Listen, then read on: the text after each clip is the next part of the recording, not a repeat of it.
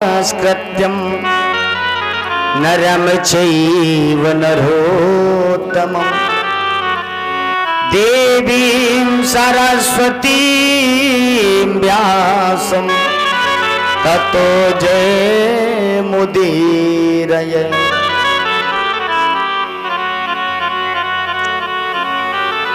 आदरणीय सुखदेव जी महाराज ने कहा, राजन, जिस समय हरिश्चंद्र महाराज गुरुदेव के पास में जाकर के गुरुदेव से विनय करने लगे, वशिष्ठ जी ने कहा हरिश्चंद्र से, राजन एक उपाय है। कौन सा उपाय? गुरुदेव ने कहा कि एक काम करो, तुम वरुण देवता को प्रसन्न करो। अगर वरुण देवता तुमसे प्रसन्न हो गए तो तुम्हें पुत्र प्राप्ति हो जाएगी। हरिश्चंद्र महाराज गुरुदेव से आज्ञा लेकर के वरुण देवता की आराधना में लग गए। बड़े भाव से आराधना कर रहे हैं। नमो नमस्ते, नमो नमस्ते स्फटिका प्रभाय सुशीतहाराय सुमंगलाय सुपास हस्ता ये जसासनाय जलाधिनाथाय नमो नमस्ते। वरुण देवता की जब आराधना करी तो वरुण देवता प्रसन्न हुए। हरिश्चंद्र महाराज के पास में आना हुआ। वरुण देवता ने कहा, भाई राजन, हमारी आराधना कर रहे हो, किस कारण से, क्या चाहिए? तो हरिश्चंद्र महाराज कहने लगे, प्रभु एक कृपा कर दीजिए, हमारे कोई कुल दीपक नहीं है, एक पुत्र की कामना है। अगर महाराज आपकी कृपा हम पर हो जाए तो हमें एक बेटा प्राप्त हो जाए, पुत्र प्राप्ति हो जाए।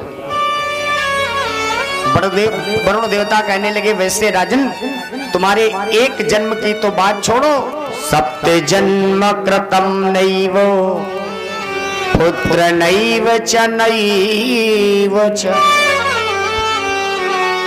तुम्हारे 7 जन्मों तक कोई संतान नहीं है, लेकिन फिर भी आपने हमारी आराधना करी, हमें बुलाया है, तो राजन हम एक उपाय कर सकते हैं।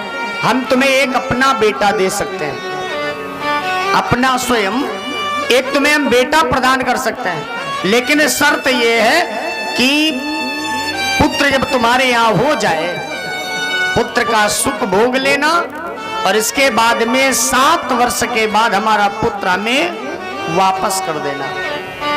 अगर राजन ऐसा चाहते हो तो तुम्हें पुत्र प्राप्ति हो जाएगी। हरिश्चंद्र महाराज मन में विचार करने लगे, काश हमारे तो एक भी संतान नहीं है। अगर भगवान की कृपा से एक बेटा मिल गया, अगर वरुण देवता की कृपा से एक पुत्र मिल गया, तो कोई ये तो नहीं कहेगा संसार का कि महाराज के कोई बेटा नहीं हुआ।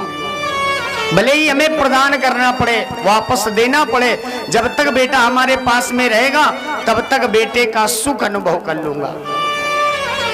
ऐसा हरिश्चंद्र महाराज मन में विचार किया। पत्नी के पास गए, सलाह ली। वरुण देवता से दोनों पति पत्नी ने आग्रह किया, महाराज हमें कुछ दिन के लिए ही बेटा प्रदान कर दो। वरुण देवता की कृपा हुई, तारा गर्भवती हुई और तारा के द्वारा सुंदर पुत्र प्राप्त हुआ। हरिश्चंद्र महाराज ने विद्वानों को बुलाया और बुला करके उस बालक का नाम रोहित कुमार रखा दिया। रोहित कुमार धीरे धीरे जब कुछ बड़े हुए तो अपने पिता की अंगुली को पकड़ करके चलना होता था रोहित कुमार का। हरिश्चंद्र महाराज इतना पुत्र प्रेम में आसक्त हो गए, इतना लीन हो गए, और मोह सकल व्याधिन कर मूला। बोले गोविंद भगवान की जय। बोले बाल कृष्ण महाराज की जय। सो हरिश्चंद्र महाराज इतना पुत्र प्रेम में आसक्त हो गए कि वादा भूल गए वरुण देवता का, कि हमने वरुण देवता से वादा किया था कि कुछ दिनों के बाद आपका बेटा आपको वापस कर दूंगा, लेकिन वादा भूल गए महाराज। इतना पुत्र प्रेम में आसक्त हो गए। कोई भी काम होता है तो रोहित कुमार चलो घूमने चलते हैं, रोहित कुमार चलो भोजन करते हैं, रोहित कुमार चलो राज्य में बैठते हैं।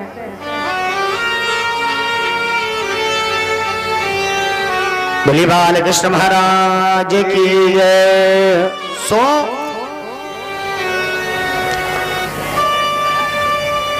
समय चक्र आगे बढ़ा।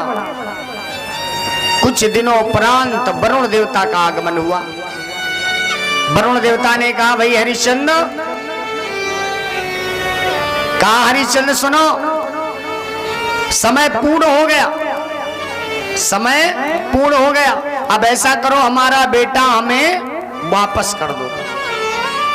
हरिश्चंद्र महाराज इतना पुत्र प्रेम में आसक्त हो गए हैं कि आज पुत्र देना नहीं चाह रहे हैं। हरिश्चंद्र महाराज हाथ जोड़ करके कहने लगे वरुण देवता से, महाराज जरा हमारी विनय स्वीकार कर लीजिए। इतने दिन के लिए हमें पुत्र आपने प्रदान किया, लेकिन अभी हम जान ही नहीं पाए कितनी जल्दी इतने दिन व्यतीत हो गए। और सत्य है, सुख कितनी जल्दी व्यतीत हो जाता है, मनुष्य को जाने में नहीं मिलता। और वही दुख अगर आ जाए तो ऐसा लगता है बड़े भारी दिन हो रहे हैं। हरिश्चंद्र महाराज बेटा देना नहीं चाह रहे हैं, एक बार मना कर दिया। वरुण देवता कुछ दिनों के बाद फिर आए। वरुण देवता ने कहा राजन देखो हमारा बेटा अब हमें वापस कर दो, समय हो चुका। हरिश्चंद्र महाराज कहने लगे प्रभु कुछ दिनों के लिए और रुक जाओ, कुछ दिनों के लिए और रुक जाओ, इसके बाद हम आपको आपका बेटा वापस कर देंगे। समय चक्र आगे बढ़ा। कुछ दिनों के बाद फिर वरुण देवता का आना हो गया। हरिश्चंद्र महाराज पुत्र प्रेम में आसक्त होकर के फिर मना करते हैं, और जिस समय मना किया तो वरुण देवता को क्रोध आ गया। वरुण देवता ने कहा वाह कैसे अयोध्या के राजा हो, जब मैंने तुम्हें पुत्र प्रदान किया था तो तुमने कहा था कि हमें तुम्हारी बात स्वीकार है, हम अपना बेटा जो आपके द्वारा हमें प्राप्त हो रहा है वो आपका बेटा हम आपको प्रदान कर देंगे। लेकिन धीरे धीरे एक बार दो बार तीन बार बार बार मना करते जा रहे हो कि बाद में ले जाना, बाद में ले जाना। इतना पुत्र प्रेम है, जाओ हम तुम्हें श्राप दे रहे हैं झूठ बोलने के कारण कि तुम्हारे शरीर में कुष्ठ रोग हो जाए, कुष्ठ रोग से ग्रसित हो जाओ। अब हरिश्चंद्र महाराज के शरीर में कुष्ठ रोग हो गया। हरिश्चंद्र महाराज बड़े दुखी हैं, गुरुदेव के पास में गए और जाकर के प्रार्थना करने लगे। सुमुख से अगर मुख पसारा न होता, सुमुख से अगर मुख पसारा न होता, तो सिंधु का जल इतना खारा न होता, शोभा न बढ़ती कभी चंद्रमा की, गगन में अगर ये सितारा न होता। अगर पाप होते नहीं आदमी से, तो जन्म आदमी का दोबारा न होता। अगर प्रेम होता नहीं आदमी से, तो मिलन ये हमारा तुम्हारा न होता। बिकल हम न होते तुम्हें देख करके, बिकल हम न होते तुम्हें देख करके, अगर रूप तेरा तेरा निहारा न होता, अगर रूप तेरा निहारा न होता। हरिश्चंद्र महाराज रोते हुए प्रार्थना करने लगे गुरुदेव से, प्रभु हमारे द्वारा अपराध तो हो गया, मैंने झूठ बोल दिया वरुण देवता से, क्यों? उसका कारण महाराज पुत्र प्रेम है, पुत्र प्रेम है, जिसके कारण आज हमारे शरीर में कुष्ठ रोग हो गया। महाराज रोग होने के कारण बेटा हमारे पास में नहीं आता, बेटा कभी कभी हमारी गोद में बैठ जाता था। राज दरबार में मैं जब बैठता था तो मेरा बेटा मेरी गोद में बैठ करके निर्णय सुना देता था। आज मेरा बेटा मुझसे दूर हो गया है, कभी मेरे पास में नहीं आता, बस इसी बात का कष्ट है। महाराज ऐसा उपाय कर दो जैसे हमारे इस रोग से निवृत्ति मिल जाए, छुटकारा मिल जाए। वरुण देवता के द्वारा श्राप दिया गया है महाराज, जिसके कारण आज मैं कुष्ठ रोग से ग्रसित हो चुका हूं। कोई उपाय हो तो महाराज बता दीजिए। कहते कहते हरिश्चंद्र महाराज रोने लगे तो गुरुदेव को दया आ गई। गुरुदेव ने कहा बेटा एक उपाय बता सकता हूं। बताइए महाराज, जो भी उपाय है सो बता दीजिए। गुरुदेव कहने लगे बेटा कुष्ठ रोग से अगर निवृत्ति पाना चाहते हो तो तुमने जो वादा किया है ना वरुण देवता से, बेटा देने की बात कही है, पुत्र देने की बात कही है, तो अपना बेटा वापस कर दो। हरिश्चंद्र महाराज कहने लगे गुरुदेव जिस पुत्र के कारण, जिस बेटे के कारण मैंने वरुण देवता से झूठ बोल दिया, जिस पुत्र के कारण मेरे शरीर में कुष्ठ रोग हो गया, सो महाराज आप कह रहे हो कि बेटा दे दो, कैसे मैं अपना बेटा प्रदान कर दूं? देते नहीं बन रहा है। बेटा अगर हमसे बिलग हो गया तो बेटे के बगैर रह नहीं पाऊंगा। वशिष्ठ जी कहने लगे बेटा अगर तुम अपना बेटा नहीं देना चाह रहे हो, अगर अपना बेटा नहीं देना चाह रहे हो तो किसी दूसरे बेटे को खरीद सकते हो और अपने बेटे के बदले में किसी दूसरे बेटे को दान में दे सकते हो। हरिश्चंद्र महाराज के चेहरे में खुशी की लहर दौड़ी।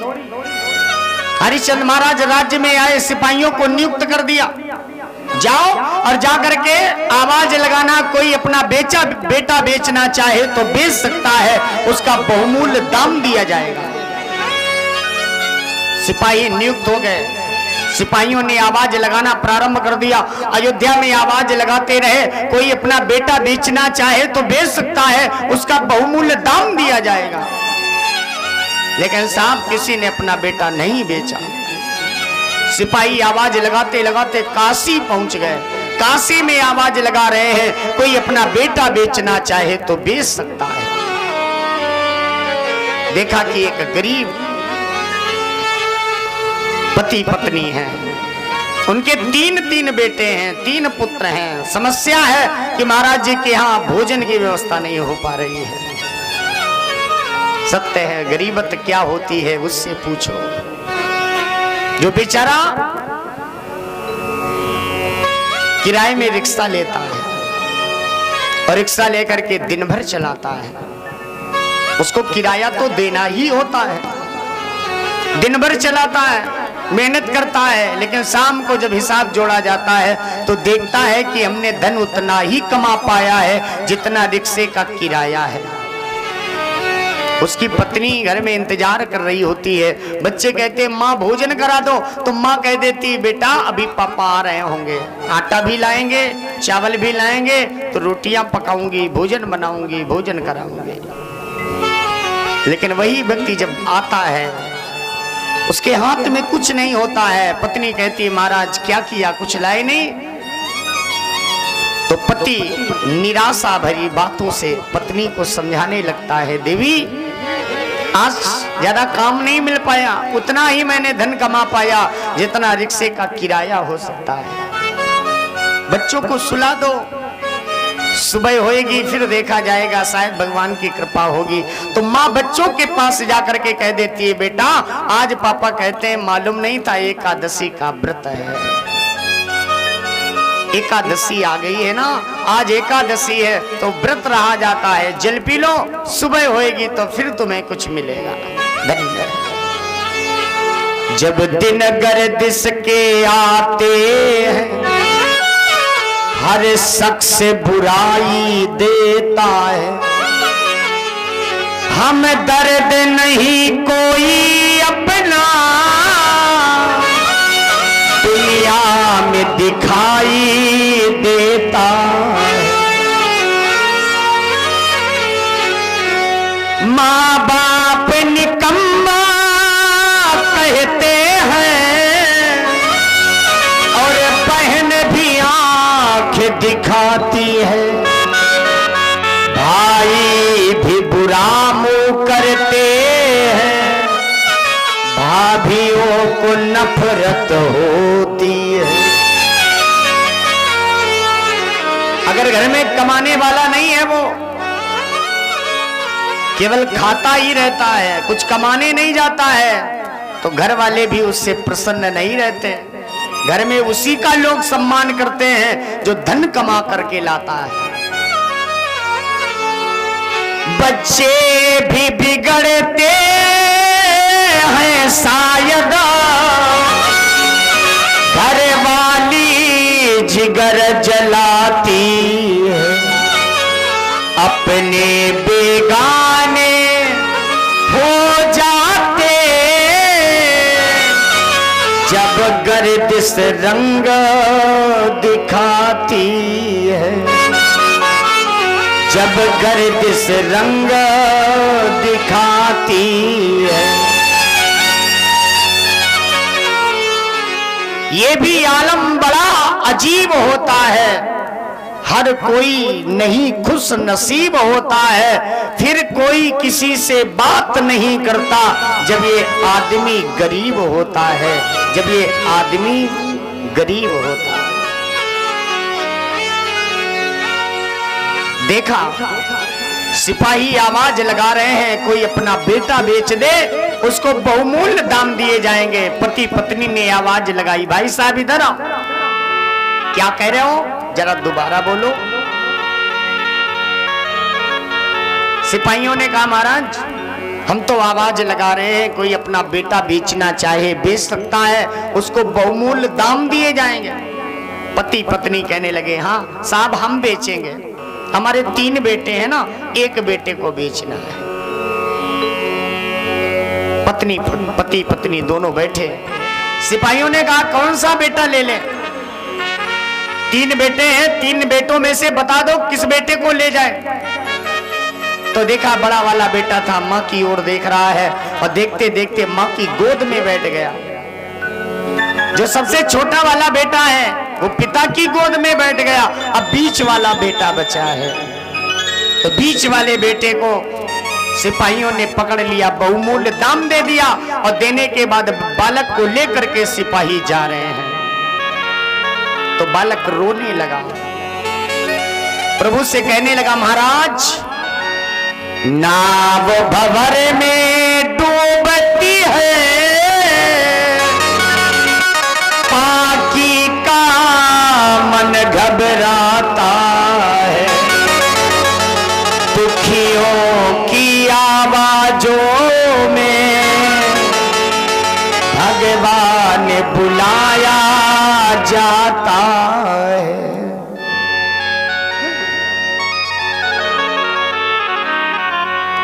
चारों तरफ अंधेरा है, आशा टूटी उजियारी की, कोई न मिला इसे दुनिया में, सुबह आई किसना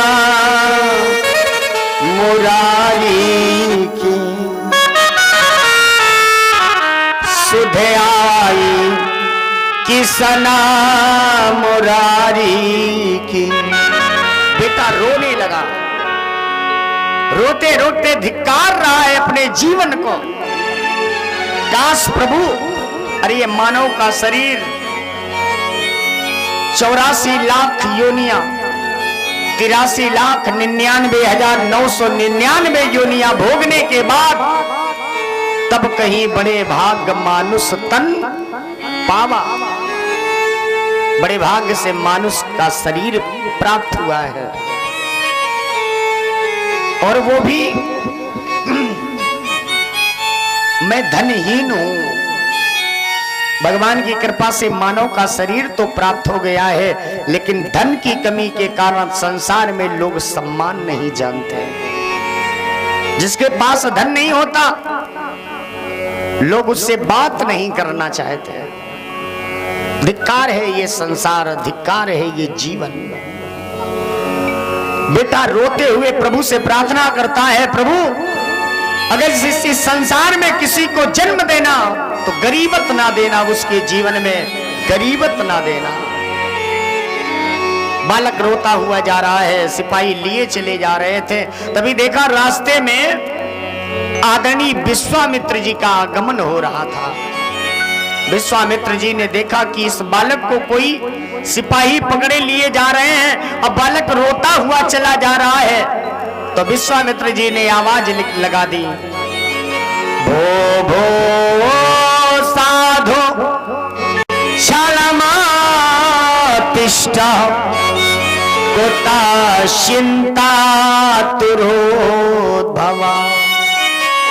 विश्वामित्र जी कहने लगे, ठहरिए जरा ये बताओ इसके दुख का कारण क्या है, ये बालक क्यों रो रहा है।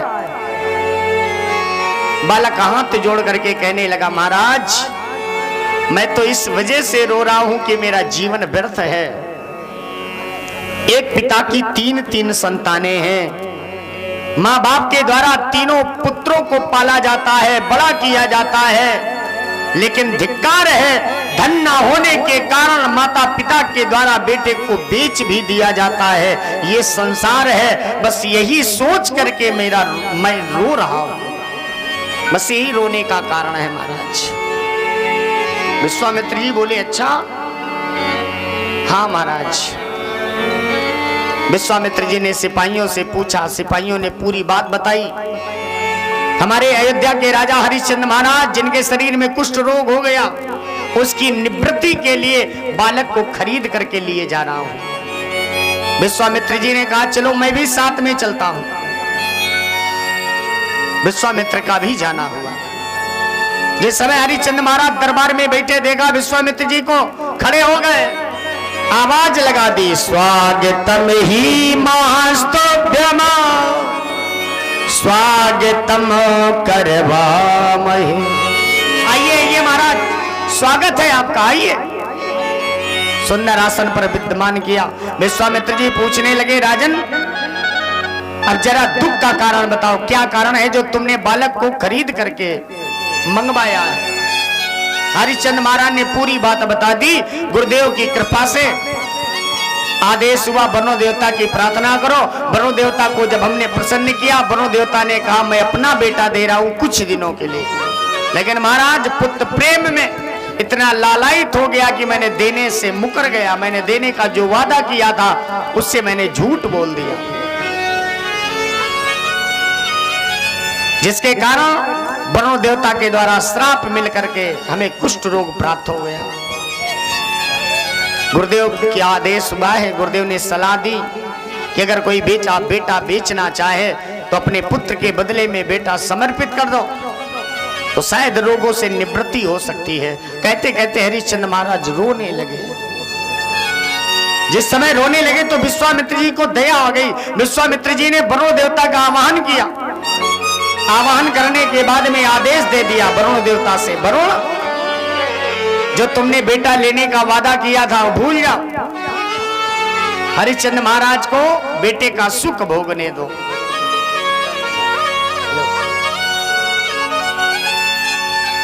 बेटे का सुख भोगने दो और साथ ही में इनके शरीर से कुष्ठ रोग को भी अलग कर दो। महाराज कुष्ठ रोग से निवृत्ति पा जाए, ऐसा उपाय करो। वरुण देवता ने कहा ठीक महाराज। विश्वामित्र जी के आदेशानुसार पुत्र लेने का जो वादा किया वो भी कह दिया ठीक है, आप हरिश्चंद्र जो आपका मैंने बेटा दिया है उसे अपनी धरोहर समझ करके जीवन यापन करो, बेटे का सुख भोगो। शरीर से कुष्ठ रोग से निवृत्ति भी दिलवा दी। जिस समय हरिश्चंद्र महाराज के शरीर से कुष्ठ रोग दूर हुआ और जो पुत्र जाने वाला था वो पुत्र प्राप्त हो गया, तो हरिश्चंद्र महाराज प्रसन्न हो गए, सभा में खड़े हो गए और दोनों हाथों को उठा करके कहने लगे, मैं आज इस भरी सभा में शपथ ले रहा हूं, सौगंध खा रहा हूं कि आज के बाद मैं कभी झूठ नहीं बोलूंगा, हमेशा सत्य बोलूंगा। सत्य के कारण चाहे हमारे प्राण चले जाएं, लेकिन कभी जीवन में मेरे द्वारा झूठ नहीं बोला जाएगा। प्रतिज्ञा ले ली हरिश्चंद्र महाराज ने। विश्वामित्र जी जाने लगे। हरिश्चंद्र महाराज प्रसन्न चित्त है ही है। और विश्वामित्र जी की कृपा से आज बेटा भी मिल गया, रोग से निवृत्ति भी हो गई। तो हरिश्चंद्र महाराज कहने लगे विश्वामित्र जी से, महाराज रुकिए, आपने बड़ा हमारे ऊपर उपकार किया है।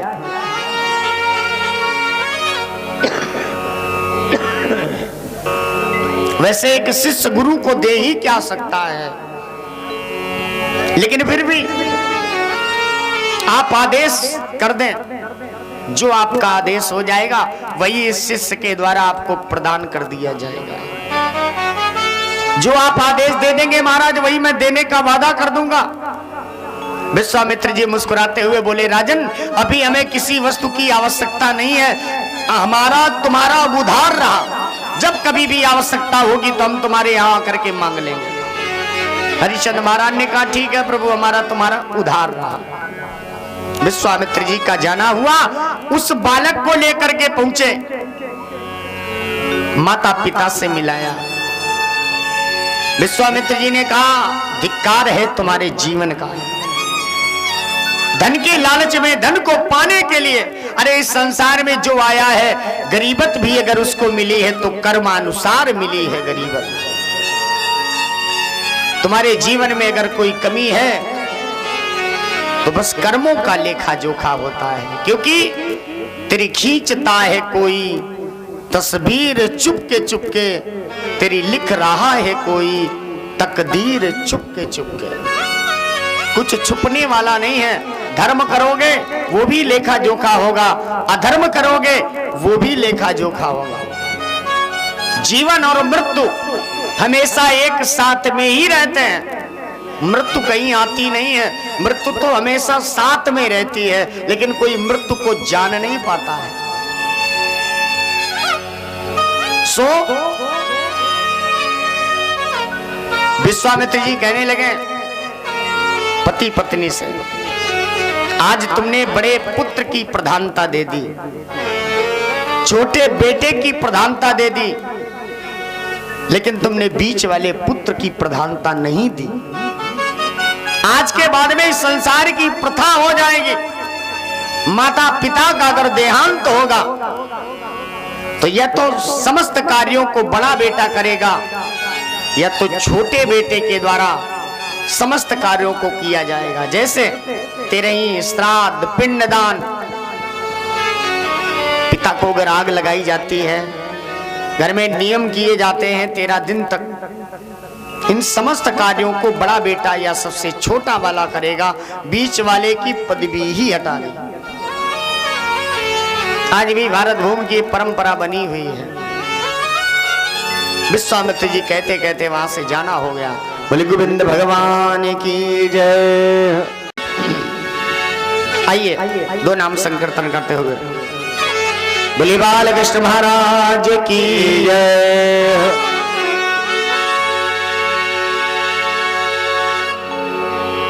न जी भर के देखा, न जी भर के देखा, न कुछ बात की, बड़ी यार जो थी मुलाकात की। न जी भर देखा न कुछ बात थी, नहीं यार झूठी मुलाकात थी। न जी भर के देखा न कुछ बात की, न जी भर के देखा न कुछ बात की, बड़ी यार झूठी मुलाकात की, बड़ी यार झूठी मुलाकात की। सारे लोग हमारे साथ में मीठी मीठी तालियों के द्वारा स्वागत करेंगे। जय हो।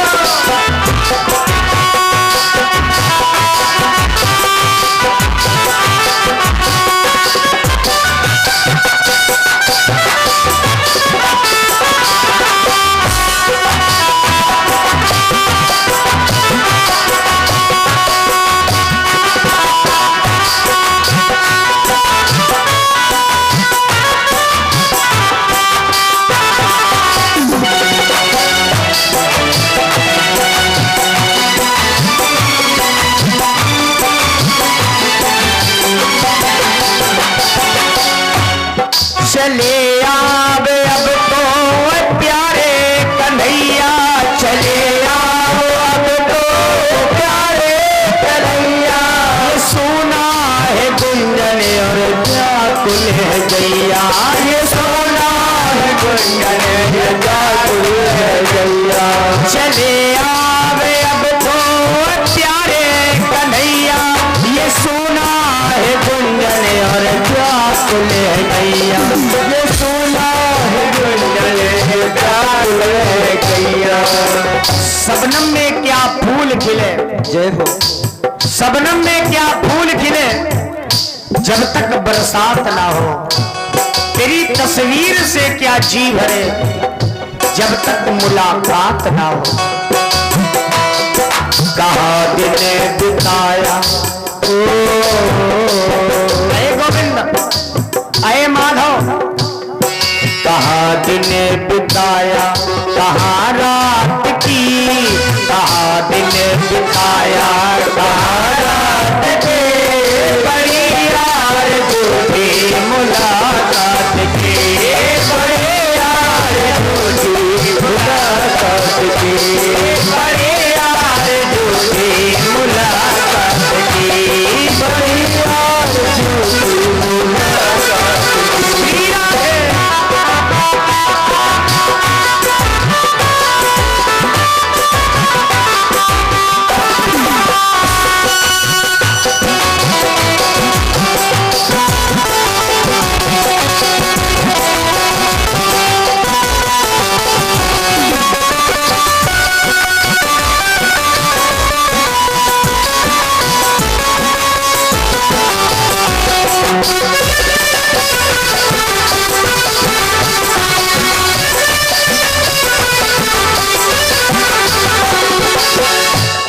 गए जब से मथुरा वो मोहन मुरारी, गए जब से मथुरा वो मोहन मुरारी, गए जब से मथुरा वो मोहन मुरारी, गए जब से मथुरा वो मोहन मुरारी, सभी गोपियां ब्रज में व्याकुल थी भारी, सभी गोपियां ब्रज में व्याकुल थी भारी। पानी से प्यास ना बुझी, क्या बात है। मैं खाने की तरफ चल निकला, सोचता था शिकायत कर दूंगा खुदा से, पर खुदा ही तेरा आशिक निकला, आशिक निकला। हाय मेरा, हाय मेरा, हाय मेरा कैसा ये बिगड़ा नसीब, हाय मेरा कैसा ये बिगड़ा नसीब, बड़ी यार झूठी मुलाकात की, बड़ी यार झूठी मुलाकात की, बड़ी यार झूठी मुलाकात की, बड़ी यार झूठी मुलाकात की।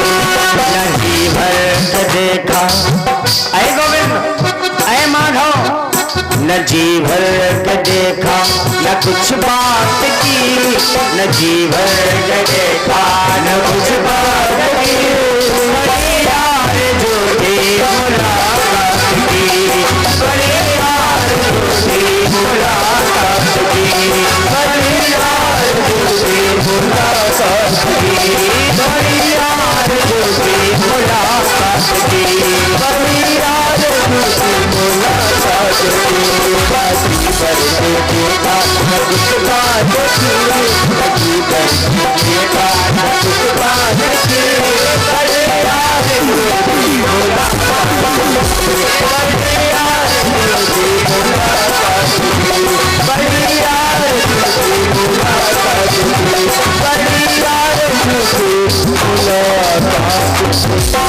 बोली सच्चिदानंद भगवान की जय। धन्य है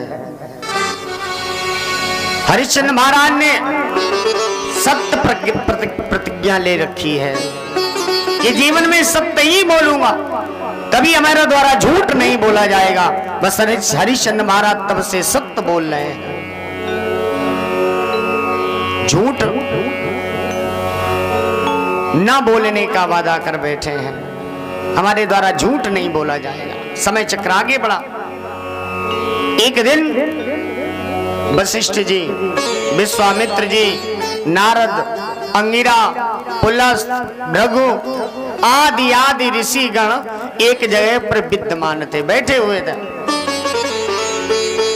तो सारे ऋषि अपने अपने शिष्यों की बड़ाई करने लगे,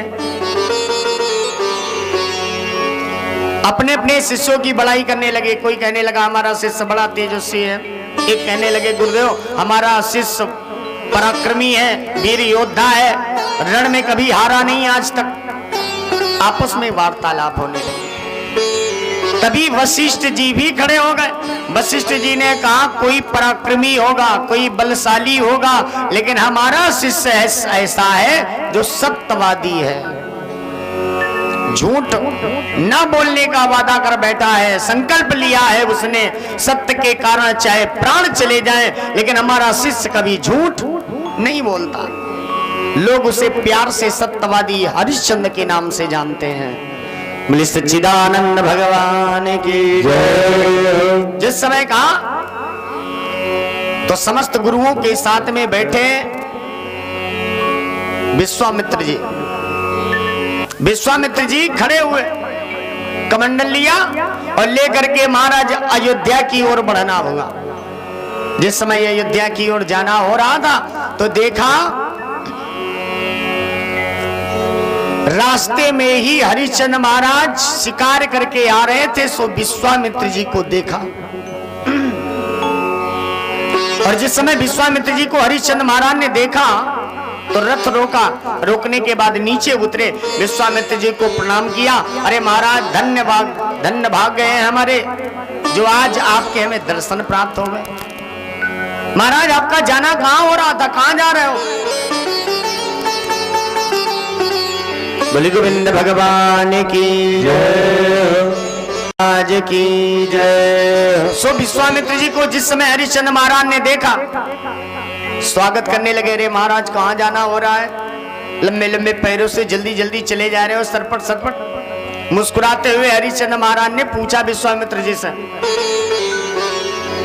सो विश्वामित्र जी कहने लगे राजन हम तुम्हारे ही पास में जा रहे थे, महाराज बताइए क्या कारण है, हमारे पास में आने का कारण क्या है? विश्वामित्र जी कहने लगे बेटा एक ब्राह्मण की कन्या है और वो ब्राह्मण गरीब है, सो बेटी का विवाह करना चाहता है। अब विवाह के लिए धन चाहिए, सो हम चाहते हैं 3 भार सोना अगर मिल जाता तो उस ब्राह्मण कन्या का विवाह हो जाता। हरिश्चंद्र महाराज कहने लगे अरे महाराज आप विवाह की बात कर रहे हैं, 3 भार सोने की, इस राज्य की ताला कुंजी सब आप ही की तो है महाराज, 3 भार सोने की क्या बात है, 3 भार सोना भी आपको मिलेगा। जैसे किसी ने पूछा भाई साहब ये मकान किसका है, तो बोले सब ये सब आप ही का है साहब, लोग कह देते हैं ना ये सब आप ही का है।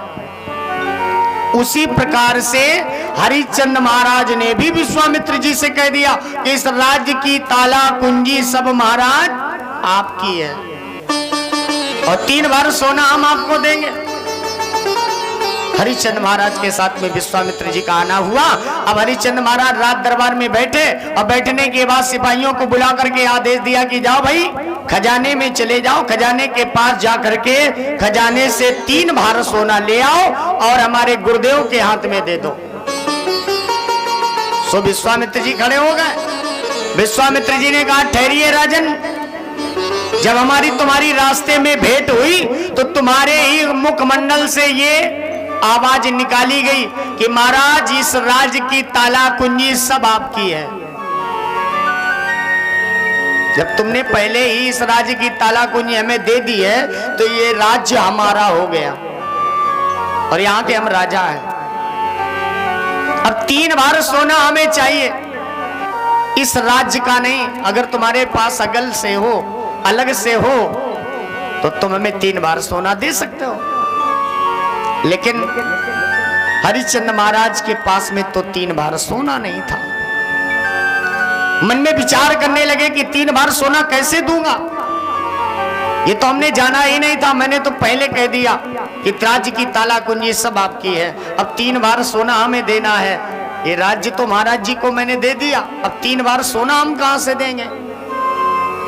विचार करने लगे। कुछ क्षण के लिए हरिश्चंद्र महाराज का बोलना नहीं हो पाया तो विश्वामित्र जी कहने लगे, राजन, अगर 3 बार सोने की व्यवस्था ना हो तो हमसे कह दो कि महाराज हमने झूठ कह दिया,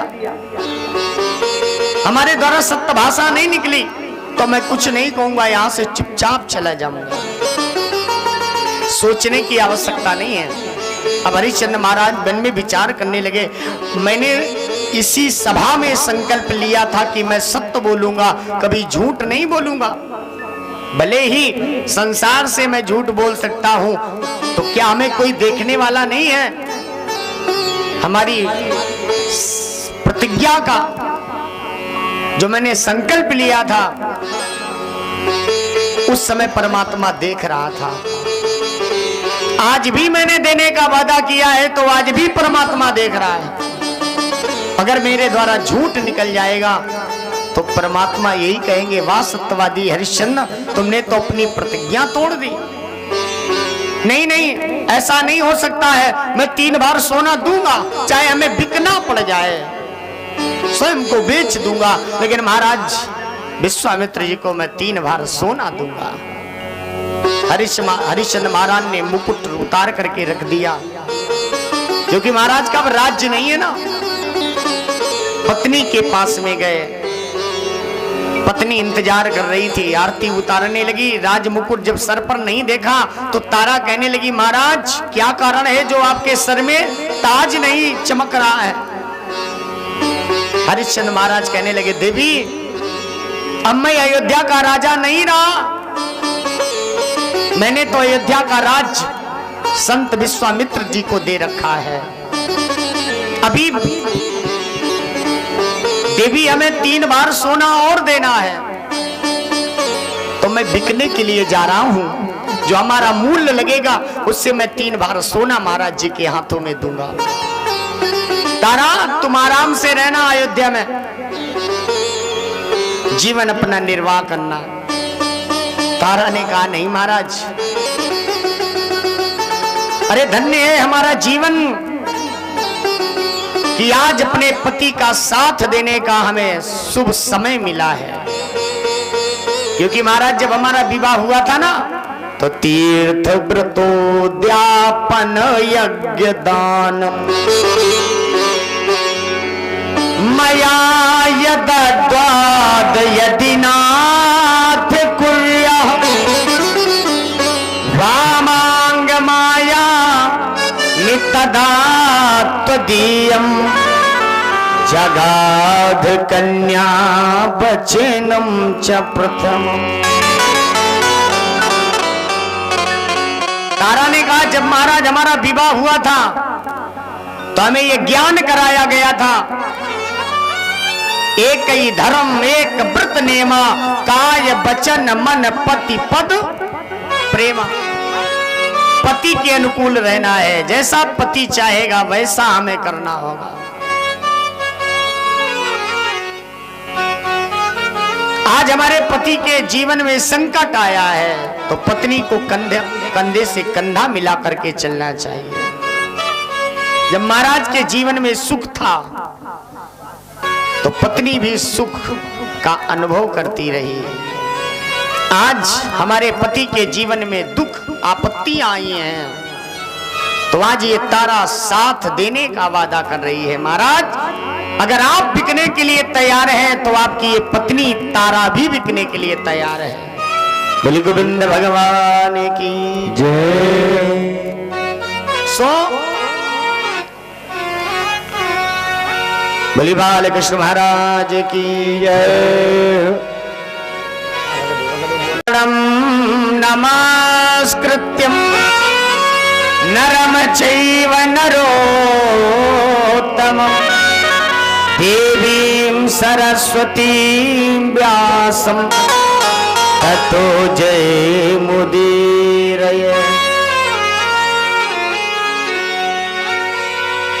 हरिचंद महाराज के साथ में पत्नी तारा बिकने के लिए तैयार हो गई। और जिस समय तारा पति के साथ में जाने लगी तो रोहित कुमार बेटा आकर के माँ का पल्लू पकड़ लेता है। माँ, अगर ये मैया बिकने के लिए जा रही है तो ये बेटा भी बिकने के लिए तैयार है। तीनों प्राणी, तारा जो आभूषण पहने थी उतार करके रख दिया, जो मायके से साड़ी पहन करके आई थी उस मायके की साड़ी को पहन लिया और तारा पति के साथ में चल देती है।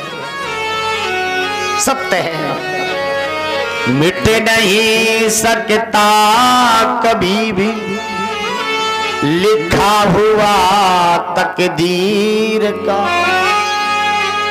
बस नहीं चलता कभी भी इंसान की तकदीर का।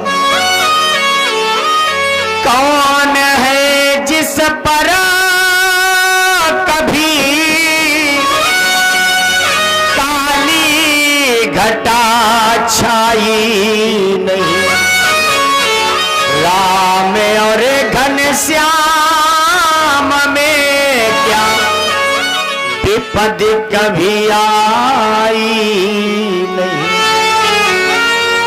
ये तो साफ समय है, कभी जीवन में सुख आता है तो कभी जीवन में दुख आता है। सुनव भरत भावी प्रबला पिलख कहो मुनिनाथ, हानि लाभ जीवन मरण यस यप जस विधिहान। कर्मण्येवाधिकारस्त हो, जीवन में केवल कर्म करना रह गया है और तो सब प्रभु के हाथ में है।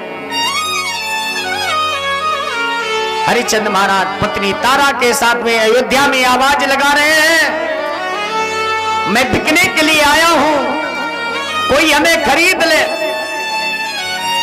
देखा अयोध्या में किसी ने हरिश्चंद्र महाराज को नहीं खरीदा, क्योंकि अयोध्या के तो राजा ही है।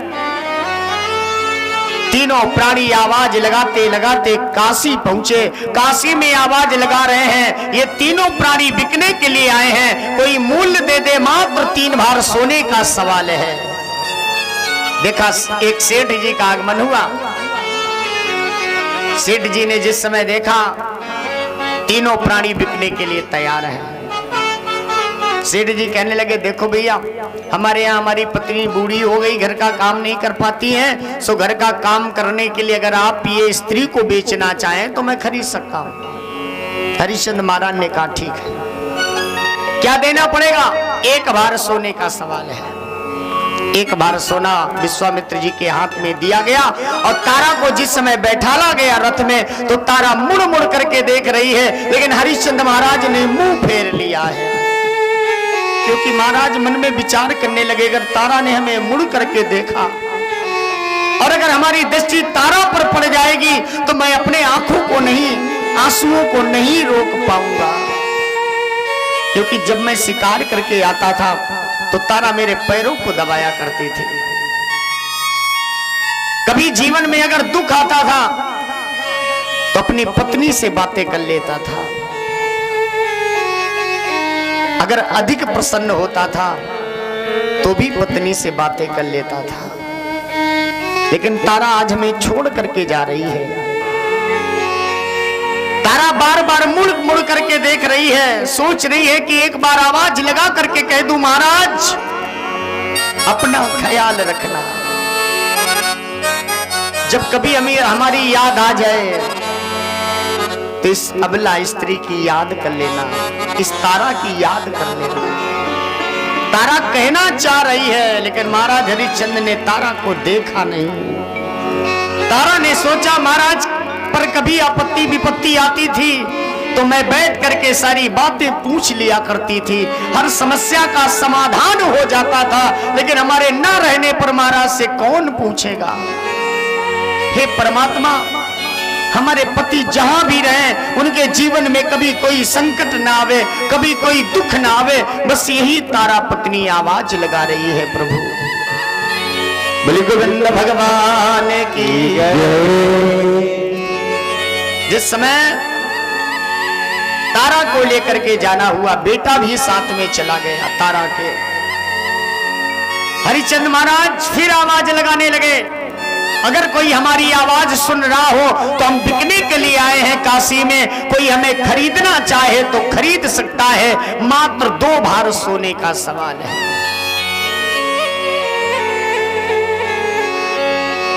विश्वामित्र जी पीछे पीछे चले जा रहे हैं। विश्वामित्र जी ने कहा राजन,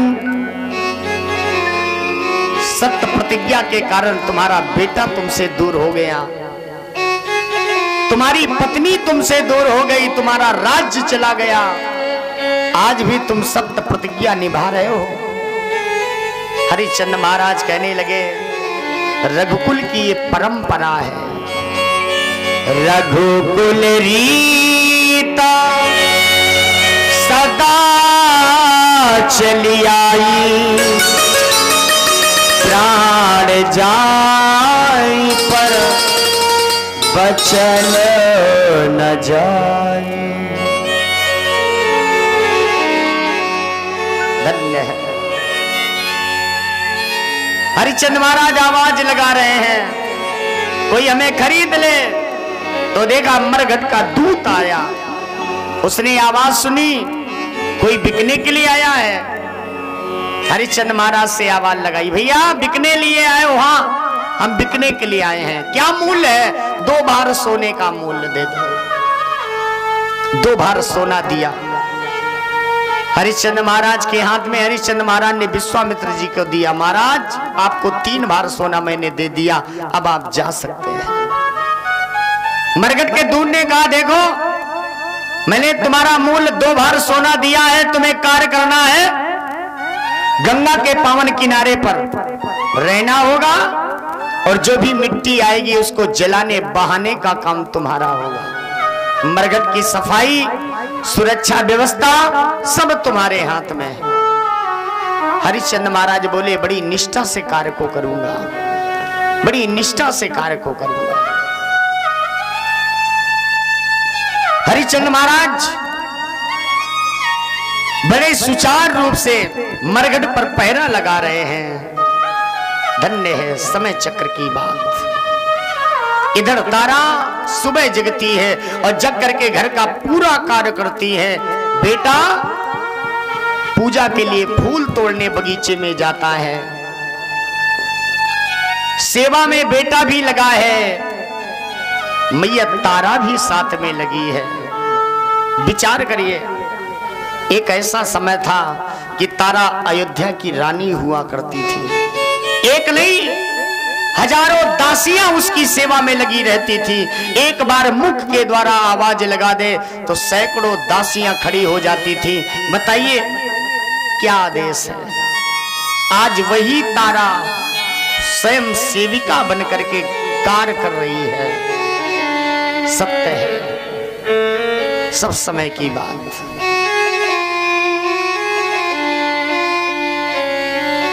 मानव को अगर खुदा कहो तो मानव खुदा नहीं है, लेकिन खुदा के नूर से मानव कभी जुदा नहीं है।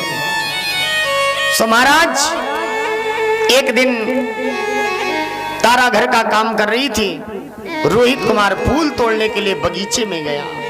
और जिस समय बगीचे में जाना हुआ, धोखे से उसका पैर किसी सर्प में पड़ गया, और जब सर्प के ऊपर पड़ा तो सर्प के द्वारा रोहित कुमार को डस लिया गया। अब रोहित कुमार ने आवाज लगा दी, मैया बचाओ। मैया ने जिस समय तारा ने आवाज सुनी है, बेटे की तो दौड़ पड़ी है, घर का कार्य कर रही है लेकिन दौड़ ना हुआ। जाकर के देखा बेटा पृथ्वी पर गिर पड़ा है। दौड़ करके गई, बेटे को गोद में उठा लिया, बार बार मुख चुम्बन करने लगी, बेटा तुम्हें क्या हो रहा है, बेटा तुम्हें क्या हो रहा है। रोहित कहने लगा, माँ हमें दुख है, क्योंकि बड़ी नाजो अदा से आपने हमें पाल पोस करके बड़ा किया है। कुपुत्रो जाए तो क्वचिदपि कुमाता ना भवति। मां तो निस्वार्थ बेटे की सेवा करती है, पाल पोस करके बड़ा कर देती है और सोचती रहती है बेटा हमारा है, बेटा हमारा है। जब कभी भी देखो, ये संसार जब बेटे की बात नहीं समझ पाता था, बेटा जब छोटा होता है ना तो अपनी भाषा में बोलता है। जब अपनी भाषा में बोलता है तो अड़ोसी पड़ोसी लोग, अगल बगल के लोग कहते भैया ये तुम्हारा बच्चा क्या कह रहा है, तो लोग नहीं समझ पाते, लेकिन मां समझ लेती है हमारा बेटा क्या कह रहा है। और वही बेटा जब बड़ा हो जाता है, अपनी पत्नी से कोई बात कह रहा होता है, तब तक मां आ जाती है। मां कहती बेटा क्या बात कह रहे हो, तो बेटा चिल्लाते हुए कहता है, मां अरे तुम्हें क्या बताएं, तुम्हारी बात हमारी भाषा, हमारी बात तुम्हारे समझ में नहीं आएगी, हमारी बात तुम्हारे समझ में नहीं आएगी। तो मां सोचने लगती है कि बेटा वो भी दिन था जब तेरी भाषा संसार नहीं समझ पाता था, तो मैं समझ लेती थी। आज तू बड़ा हो गया है ना, तभी तू हमसे कह रहा है तू मेरी भाषा नहीं समझ पाएगी। सत्य है, मां की ममता महान होती है, माता पुत्रों की खान होती है। मां का हर कोई कर्जदार रहा, मां का दुनिया में अमर प्यार रहा। सूर में सिंधु जैसा जोश नहीं होता, अगर मन उलझन में हो तो दिल खामोश नहीं होता। यूं तो प्यार देते हैं जवाने वाले, अगर मां न दे प्यार तो संतोष नहीं होता। बोली गोविंद भगवान की जय, बोली बाल कृष्ण महाराज की जय। सत्य कहा गया है, तोली गई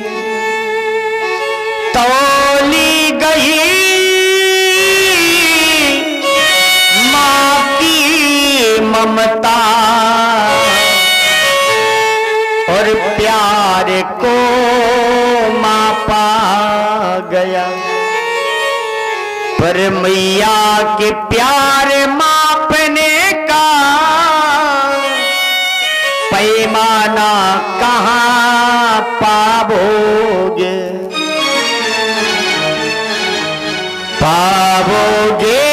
जीवन में गव भूमि बार बार, पर मैया की प्रेम भरी ताड़ना कहाँ पाओगे, पर मैया की प्रेम भरी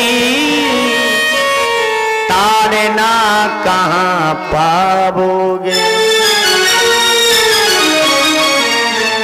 सत्य है, पत्नी मिल सकती है दोबारा, राज धन दौलत बच्चे परिवार दोबारा मिल सकते हैं, लेकिन माँ बाप एक ही बार मिलते हैं। माँ बाप दूसरे को बनाया जा सकता है, लेकिन वो माँ बाप नहीं होंगे जिन्होंने जन्म दिया है। सो बड़े भाग्यशाली वो लोग होते हैं जिनके माँ बाप होते हैं, और बड़े भाग्यशाली वो बेटे होते हैं जिनको माँ बाप की सेवा करने का अवसर प्राप्त होता है। बोली गोविंद भगवान की जय।